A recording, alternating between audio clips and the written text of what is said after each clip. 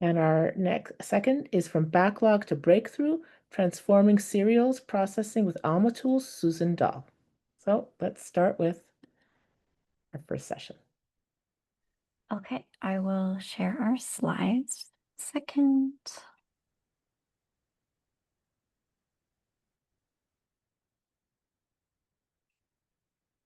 Okay, can everyone see that okay? Looks good on my end. Yes. Okay, thank you. Okay, hi everyone. My name is Kimberly Kennedy. I'm the Director of Content Management at Stony Brook University, and I'm presenting with Sam Horstmann, our Acquisition Specialist, on a case study of our recent large-scale collection assessment projects. So first, to just provide some background on our library and institution, Stony Brook University is a large R1 university with a high research emphasis and output. However, our library budget does not always reflect that, and we've had some difficulty with maintaining our collections budget and staffing levels in recent years. In the past, we had a traditional liaison model where every librarian was partnered to an academic department and worked closely with them on collection development. So each liaison had a budget for their monograph purchases and worked with our acquisitions department in the library on larger requests like database subscriptions. However, due to staffing shortages and a hiring freeze after the pandemic, we could no longer sustain that system. Instead, in 2022, we switched to a teams-based approach, which centralized all of our collection development and maintenance under our acquisitions department. The shift allowed for more coordinating decision-making that made it possible for the library to invest in things like interdisciplinary resources that could benefit many of our departments, but it was very difficult to coordinate something like that under our previous decentralized model. And importance to this presentation, this centralized model also allowed us to move forward with several large-scale assessment projects, which had repeatedly stalled in the past due to the complexity of coordinating across so many individual liaisons who all needed to personally review the titles in their subject area before any decisions about assessment or retention could be made. Now, collection assessment and deselection is handled primarily by the acquisitions department in the library, which means Sam Pulvin, with input from our subject teams as needed. So with this smaller team that we have now, we can act a lot more decisively to move these assessment projects forward. So for this project, we outlined 4 overarching goals. First, we wanted to gain an understanding of our physical spaces in the library and assess our collections according to the space they're in. As an example of this, we have a renovation coming up in our health sciences library space, and that will impact the amount of shelving available for the physical resources there. So for that collection, we had new parameters we needed to work within. We also had a report from our campus facilities that our main stacks area, which has the bulk of our physical collections, has significant overcrowding in some places that was putting our collections at risk of environmental damage like mold, which we obviously want to avoid. So for this goal, we just need to assess our physical spaces, identify priority areas for deselection, and discuss any creative restructuring we might want to do to accommodate our collections going forward. Our next goal was to find budget efficiencies. Like many libraries, we've been dealing with a flat budget for years. One area we wanted to focus on was the current overlap between our print and electronic periodicals, especially where usage was low and interlibrary loan copies were readily available for our patrons. So by identifying these areas of overlap, we could identify some savings through deselection and cancellation. And next, related to that goal, we also wanted to see if we could find any areas of high demand where our users would benefit from having electronic access, either in addition to or replacing our print subscriptions. If we found cost savings in our second goal, those could be applied to new purchases in electronic format to cover any access or collection gaps that we found. And finally, while we were completing this large-scale assessment of the collection, we also wanted to take this opportunity to take a much closer look at our records and identify any areas in need of remediation. We've had some problems with our catalog data since our migration to Alma in 2019, and while most of these issues have been identified and corrected, some still need to be addressed. So if any of these issues were found during this project, we plan to report those to our cataloging department for remediation. So the first step needed to address these goals was to create a project plan. So our team came together to identify our priority areas in our collection, such as those targeted for physical space renovation or areas with overcrowding on the shelves. Since every collection in our library has different needs, we assessed them individually and created sub-goals by collection area. For this, for some, this was identifying areas for collection expansion, such as adding online access. For others, it was reducing overcrowding on the shelves through deselection. Many of these collections have historical or current ties to departments, donors, faculty members, librarians. So the next step was to identify the stakeholders and include them in the project planning for each collection area. Again, for example, the director of the Health Sciences Library had to be involved in assessing the Health Sciences collection due to her role and the specialized knowledge of the resources there. We also consulted with library subject teams and specific faculty members on campus who are associated with specialized collections. For example, we had some archives of journals related to chemistry, so we sent the list of titles to them for review before we made any decisions about retention or format changes. Several other library departments also had to be involved. Our Access and User Services department handles shelving and circulation, so they helped us pull titles from the shelves that we identified for deselection. They also shared with us priority areas for review because they know where the significant overcrowding on the shelves are. Our preservation department helps us process the pulled titles and recycle them as needed. Special collections and university archives also had to be involved to review any titles selected for reading in case they identified any historically significant items for preservation in the archives. And our cataloging department worked with us to identify titles associated with gifts or donations that we definitely would want to keep. And they also corrected any records we identified with errors, updating our holdings information in our catalog system if we did any format changes, and removed records from the catalog that were chosen for deselection. And so now I would like to, thank you, Kimberly. I'd like to walk through the second half of our workflow, how we defined assessment parameters, gathered and cleaned our data, and then transitioned that work into implementation. And so before I start, I think it's important to note that our parameter discussions are always iterative, which is to say we look at our title lists and our collections as a whole, we note some potential parameters, then we bring them back to the collections team meetings, receive feedback, whether from other members of the team, our deans, other stakeholders, depending on the collections we're assessing, and then we go back to our title lists and we refine those parameters. We need these assessment criteria to be malleable because we understand the title lists and collection locations will all have their own unique differences and challenges. And so to start, we knew that we could not create a one-size-fits-all checklist when it came to our parameters. So instead we created both fixed and adaptable ones grounded in data and aligned with collection goals.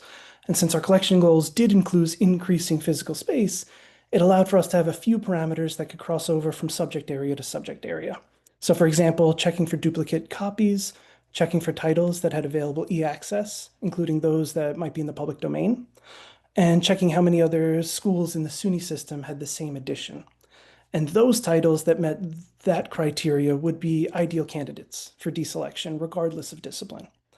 But we also understood, however, that different subject areas would call for different parameter rankings.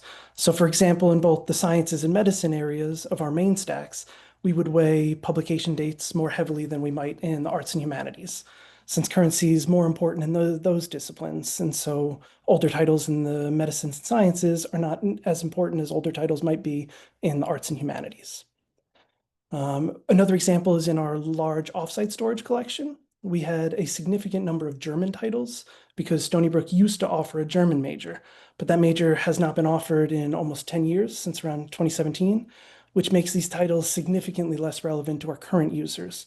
So that was an example of a collection location where we could more heavily weigh publication language. And so in total, we use these primary parameters, ranking them or weighing them differently depending on the subject area of the collection. Number of loans, last charge date, electronic copy, whether it was in the public domain, how many other SUNYs held the same edition, publication date, and language. And the two main tools we used when assessing our collections and developing our parameters were Greenglass and Alma Analytics. And now Greenglass helped us analyze our print holdings against some of the previously established parameters, But we were able to take some ideas from our green glass reports in terms of developing our parameters. So for example, looking at their filters helped us to create our own, such as the SUNY same edition parameter. Without those green glass reports, I'm not sure we would have used that, because taking a large collection like the offsite storage, which has almost like 50,000 titles, you can't look each individual title up in WorldCat. And so having those green glass reports helped with those types of parameters. Next slide, please, Kimberly. And now once we exported our lists from Green Glass and Alma, we would then begin both manual remediation and manual research.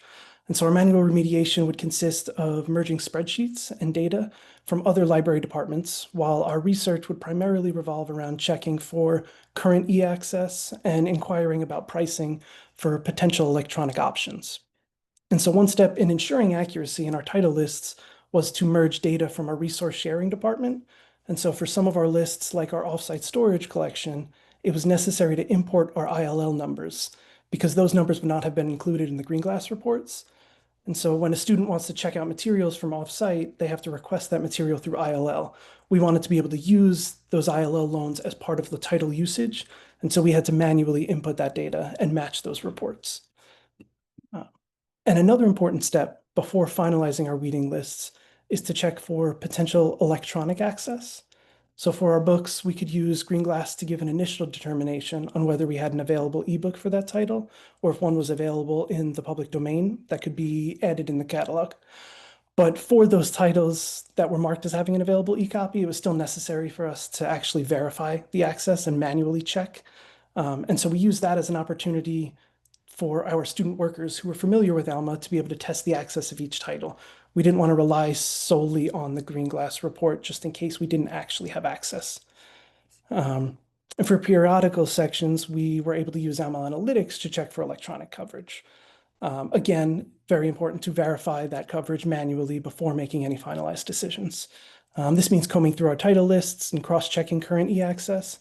And then after that was completed, we would then take the list of titles that we don't have electronically and search each of them in EBSCOnet to determine potential pricing. For the HSL collection that Kimberly was discussing earlier, that project, we've also put together backfile lists, we went through the lists of titles that had recent electronic access but did not fully cover our physical holdings.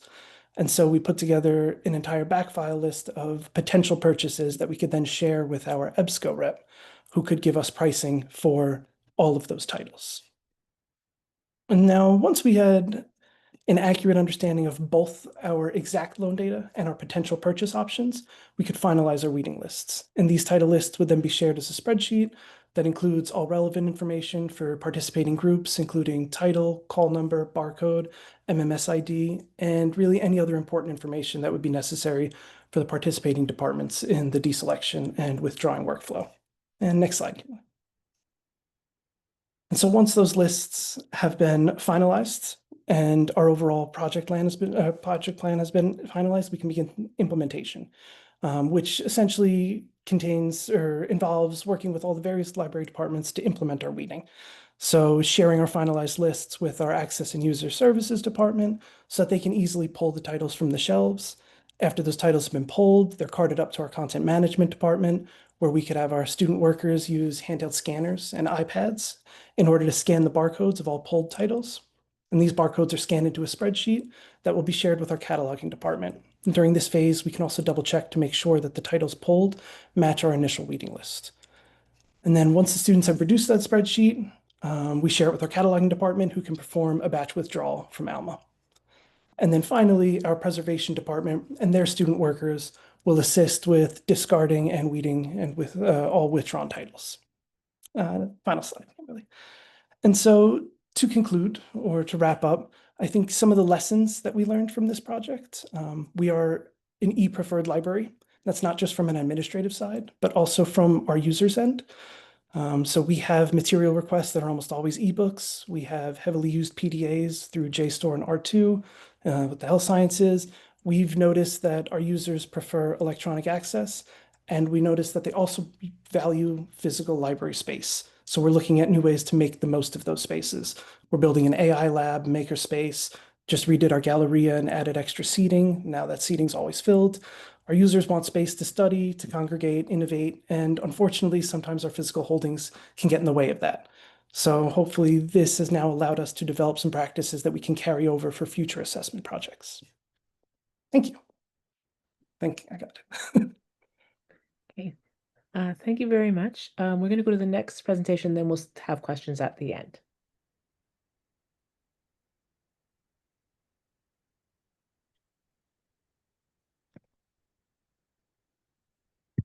All right, can everyone see and hear the presentation okay? Yes. Okay. My name is Susan Dahl, and I'm the Director of Content Services, which is our cataloging unit at the University of Calgary. And I'm going to be discussing a case study that my team did to see if we can cut down on the time involved in cataloging and processing some of our large runs of serials that we have looming upstairs in our big storage area for our backlog. Just a bit about the university itself. It's one of the top 10 research libraries in Canada, has more than 38,000 students, and the Content Services Unit is responsible for cataloging our print and electronic material that we don't activate through the community zone, that is. And it's made up of, our content services area is made up of 10 catalogers, 1 processing staff member, a manager, and the director, myself, who's kind of leads the overall direction of the unit. And we use Alma and Primo, which is why we want to try to encourage some experimentation and making sure that we're using all of the tools that Alma makes available to streamline our processes. So to that end, I'll go over a test project of 2 runs of newspapers that we used as test cases to change our workflows and discuss how it went and go over some lessons learned and tips that I can share. So basically what we wanted to do was have our non-cataloging staff do more of the processing work at the beginning to free up the catalogers' time. And that would give them, enable them to do more work, such as devote to remediation projects from when we migrated to Alma in 2018 that we still need to do as well. And we had 1 processing staff member who was doing project work in a different unit with the fulfillment area.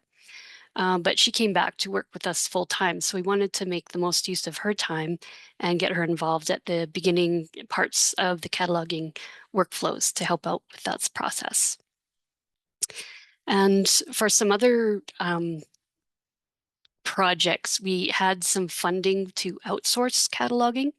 And so with that funding comes time, the funds for processing the collection, which means we could hire students. So we wanted to be able to use student time to do some of that work, and they wouldn't necessarily have skills within Alma, so they could do some of the work outside of that. And we wanted to test that process and use it for those donations as well. And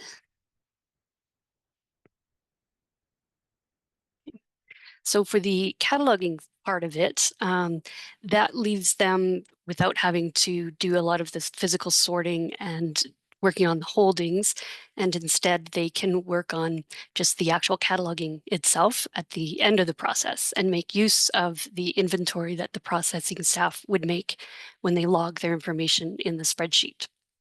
So we started with a different looking spreadsheet for the processing staff, and then the catalogers would ultimately take that information, like the barcode and the holdings information, and add their MMS ID for the record number and holding ID and anything else that we want to show up in the item record.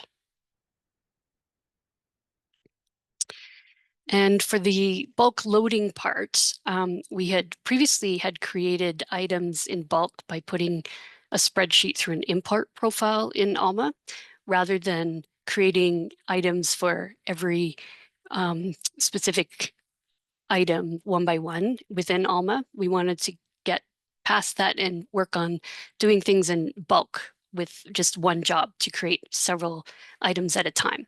So that was possible through creating an import profile and configuring it so that the columns in your spreadsheet will tell you, map to where you want it to go in the item or bib record. And so we had used that previously for a collection of 2,000 unbarcoded technical reports. And just a shout out to Jeff Carlson from Los Rios Community College District for his detailed guide that he has online, because I knew there was a way to create several items from a spreadsheet with Alma, but I wasn't sure the exact process, and that kind of filled in those gaps for me. So I was happy to see that. So then we switched to using the item creator app made available by Ex Libris at the end of 2024. And it was also through that same online documentation that I saw that this change was available. So I thought, well, that's great. So we can use, that makes it even easier. It does require kind of a different template of a spreadsheet, but so we had to kind of make sure that our column headings were formatted correctly. And to get that app, you can just go into the Ex Libris App Center and activate the app. And then once you have your file complete, you can just drag it in and it will create items for all of those items in your spreadsheet. So as for how it went, I started with the cons first of just the staff experience, because not only was it an experiment for our cataloging staff to try out a different method, but it was also a bit of an experiment for my manager and myself on how to train and introduce our staff to a new process. So there was kind of some lessons learned for us as well in this, which I'll get into after that. But at the beginning, there were some issues with just manipulating the data in Excel, and just things on learning how to change the data around and specific, more intermediate level formulas and procedures in Excel that they didn't originally know. And my manager and I, we had tested it out ourselves, so we knew it would work, but we kind of did things the longer and harder way, where we didn't tell them the exact process and how to do these steps. And we wanted them to go online and look and research and figure out how they can do those processes with Excel themselves, in the hopes that it will help them learn the process better for next time and see how it can be applied for future projects, rather than just giving them a tidy list of step-by-step instructions to follow. So they did have a bit of frustration with that. The reports didn't load the first go around, which we had experienced as well, which is okay. And you just need to make sure your data and the headings were just slightly off, some spaces here and there that we had to take out. And eventually it did work. So it just took a bit of time, and it's not going to go perfectly the first time around. And one of the catalogers said they kind of missed working with the individual issues themselves, and that did help him inform kind of more the nature of the serial itself. So just having the individual issues kind of managed and sorted in ahead of time, and him just working off a spreadsheet, he kind of missed actually handling the actual issues.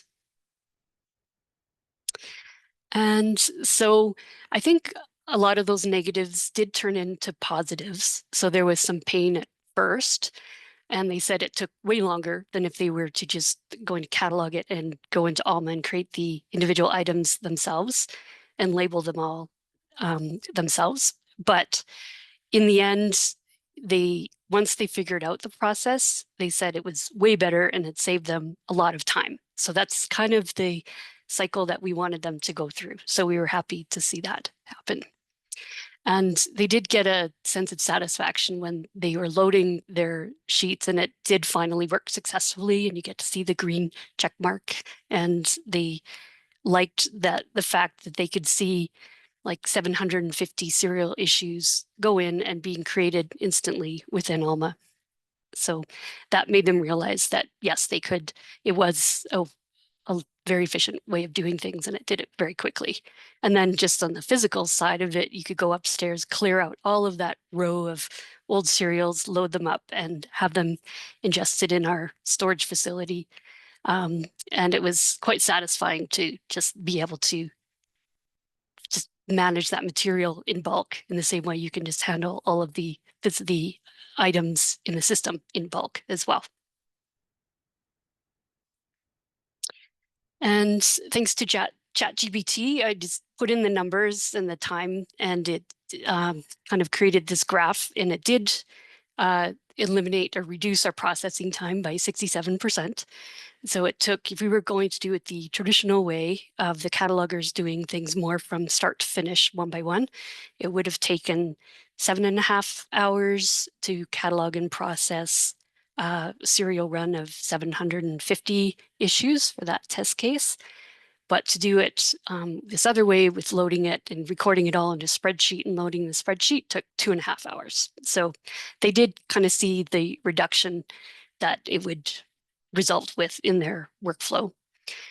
We didn't count the time that it took to go through and manipulate Excel and figure out your formulas and get the data and the headings to look how they were supposed to upload, and the failed tests that they had to go and reload to get it to work.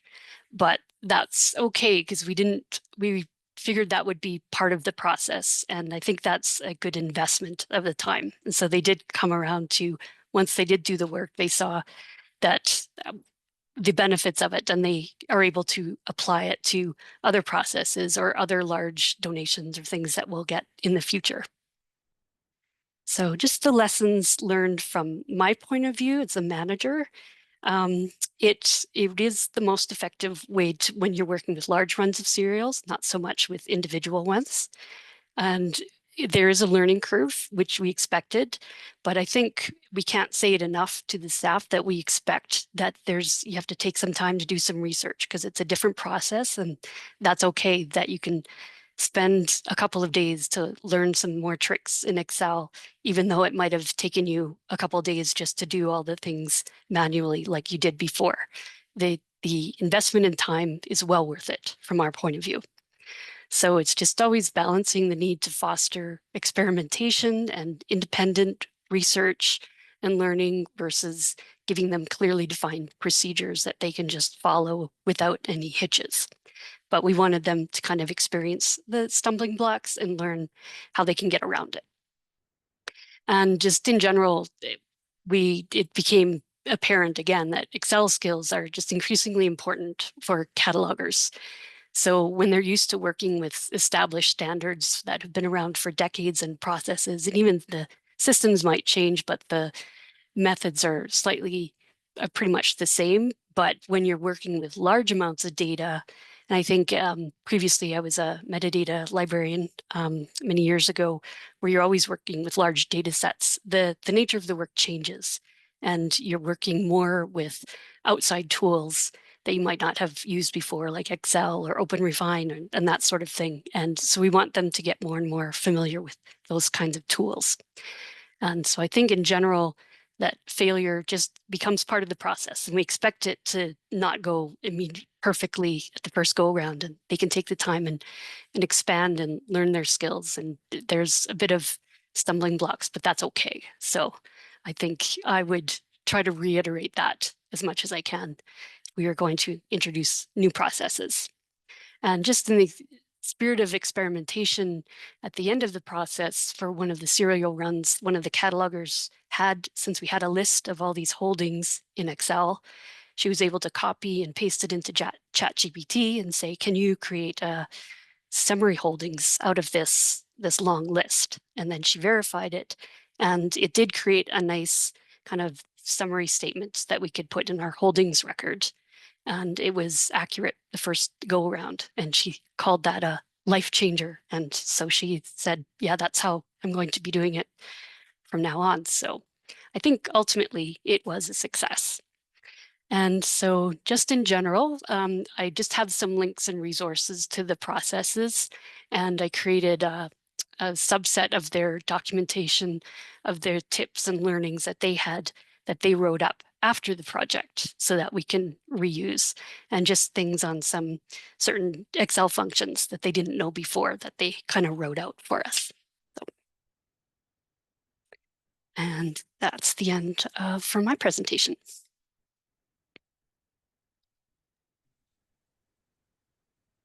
Thank you very much for your presentation. Now we're going to get to some questions.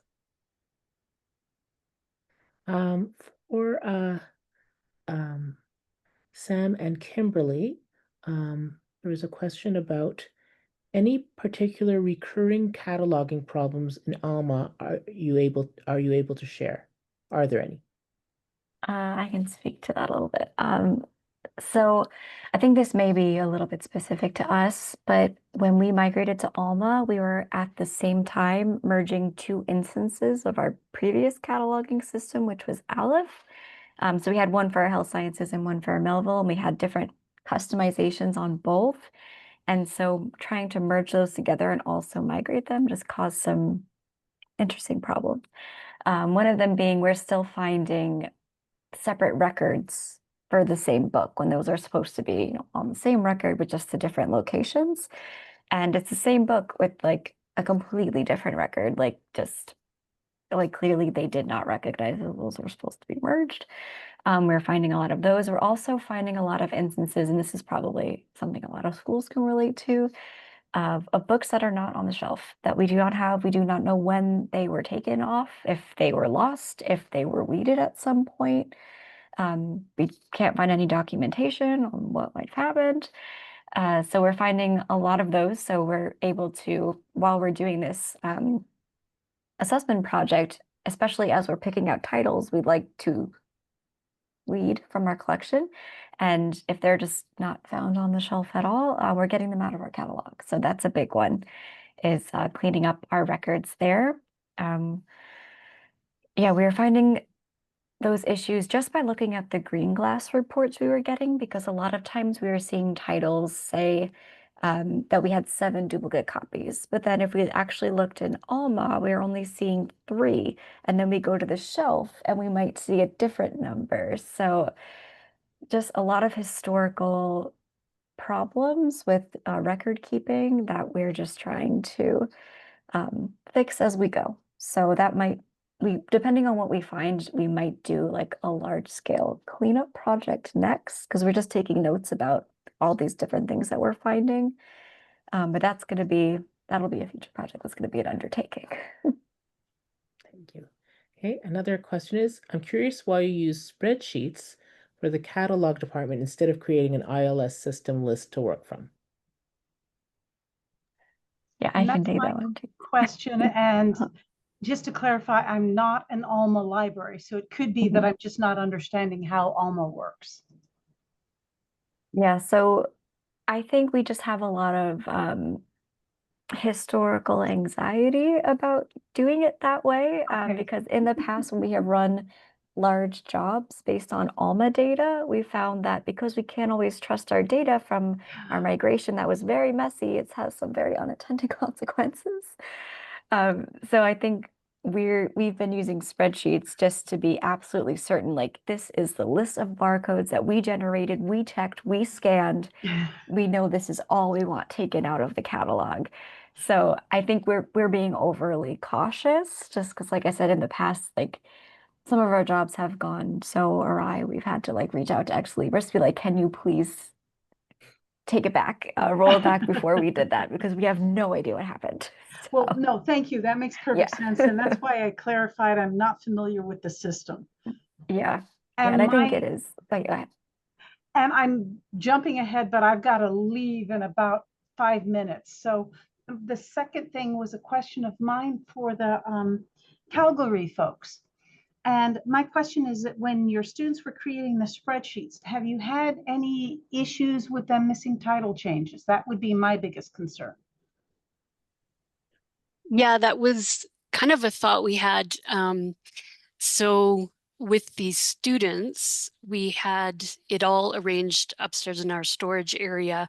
I did have a serials cataloger vet them first to kind of spot any title changes just by going through the stacks herself and seeing that where title changes might have occurred. And so she kind of vetted it at the beginning of the process and then also checked his spreadsheet afterwards to see that there wasn't anything missed. So there was a little bit of cataloger input needed at that point. So were you working with bound items then? Not for the serials project, the Okay. technical reports that we did, they were all bound. So it was kind of a two-pronged approach that I used spreadsheets for that one that I Okay. got my staff all on board with. So it was doing the physical volumes first, then barcoding and holdings information. We loaded those items through a spreadsheet, and then I had them repurpose the same inventory and used an import profile to create the bound with links, the notes Oh, in the bib nice. field at the same time, and repurposing the same data like 3 different times. So it took some explaining, but I think they're on board now. Well, no, and that's why it's good to be able to ask questions, because the idea of getting the 501 notes in off a spreadsheet is phenomenal. Yeah. And I Really? had done that before with like putting the same note in all different bib records, but a different customized note for each one. And so that's where crafting a spreadsheet and putting it through an import profile I was able to do that. That's spectacular. Thank you Yeah, so much. thanks. Okay, and then again for Calgary, for you, Susan, Oh, are there any other skills Yep. that you hire in students that contributed to this project? For our last round of student hires, I did ask them about their Excel skills. And one of them, who is upstairs right now working on some serials, he was recommended to me from the map library, and he had worked on a digital map project, kind of manipulating a lot of data and metadata using Excel. And he was vetted, and they said he was great. So yeah, I wanted to make use of those skills. Okay, thanks. All right, then for Kimberly and Sam, when scanning the bar, oh, sorry, no, am I getting this wrong? Yeah, no, when scanning the barcodes after the items were pulled from shelves, did you find discrepancies in the pull list and that spreadsheet of scanned titles? Sometimes, most of the time. Yes. So what we were finding, like I mentioned earlier, a lot of what we were seeing is titles that weren't on the shelf. But we will get that report from the people who are pulling them off. So they would just let us know, like, we didn't find this title.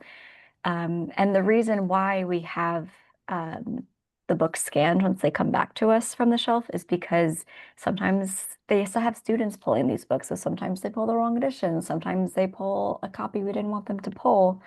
So that's what we have them do, because it does happen. So we run a comparison of the barcodes from our initial reading list to what we scan when they come back. And then we take a look at the discrepancies just to make sure we're being as accurate as possible. Our intention here is to make the collection and the catalog cleaner than we left it, not create new problems. Okay, and then last question that I see, how did you handle any patron resistance to weeding? Did you involve faculty for specific subject areas? Yes, we did, because we have in the past had some faculty push back against weeding, especially in our humanities department, so we're very sensitive to that. So one example is we just did the chemistry assessment because we had a collection in our chemistry department where the place they were holding the books was just because of HVAC issues was no longer viable for maintaining a collection. So we had to find a new home for it, which was not as big as the old one. So that was a kind of assessment of necessity. So they worked with us and were very helpful. They told us what they absolutely needed to retain in print, where we could get rid of the print if we were going to maintain e-access to it. So yeah, we do have faculty members involved. In some cases where it's a little bit more difficult, like we have some subject areas and interdisciplinary areas where we don't necessarily have a faculty member associated, where we're not going to go and try to seek someone out, because we're relying a lot on the historical ties that we know about from our previous liaison program. They know which faculty members are very invested in their collections, and that's why we're really relying on their expertise to tell us, like, you need to bring this person in if you're going to touch that collection. So it's kind of case by case, subject by subject. Oh, hi. I took my hand down only just to not forget to do that. Okay. Are you hearing me? Yes, yes, we're hearing Okay, you. just I mean to go back to the question about the spreadsheets in Alma. I mean, I agree with what the Stony Brook people found, but I also, just to say about effective workflows, I don't do this all the time, which to my detriment, only if it's a small list, but the back and forth thing in Alma, you might not be able to like get back to your list in the system so easily. So if you work from a spreadsheet and you have to like go and go outside of the list and individually edit some stuff, then you have to sort of recreate the wheel, et cetera, et cetera. So I can relate, definitely. I also put in the chat, you know, again, I don't know if there are libraries still thinking of migrating to Alma. Everyone seems to be going to portfolio right now, but you know, as much cleanup as you can do prior to any migration is worth the effort. Yeah. Because, right, I mean, I know that you had political things. We crossed those bridges a long time ago. Electronic resources made it totally sensible to bring the health sciences, acquisitions, cataloging, et cetera, together. The law library was a little different animal, but based on staff leaving, that came together as well. So, you know, we're just all one big happy family. And this relates to a previous discussion about vendor records. Again, like as much cleanup as you can do before you migrate is really to your benefit. But I will also say, I'm sorry, is it Kathleen? I know your last name is Kennedy, but I can't Kimberly. Oh, remember your Kimberly, first. sorry. Kimberly, thank you. I knew it was the K. That again, like Sandbox can be your friend if you have one, just to like test your process. I've done horrible things in production that I say, oh fudge, why didn't I test that first? Because unexpected. On the other hand, Sandbox and Alma doesn't do everything. And so you don't know that it's going to generate thousands of cancellation letters when you change something, Right. that, which we did. So it's Yeah. just a joy. It's just a joy. And Yeah. it's very and it all listen to what everyone's talking about, our creative efforts to outthink the system.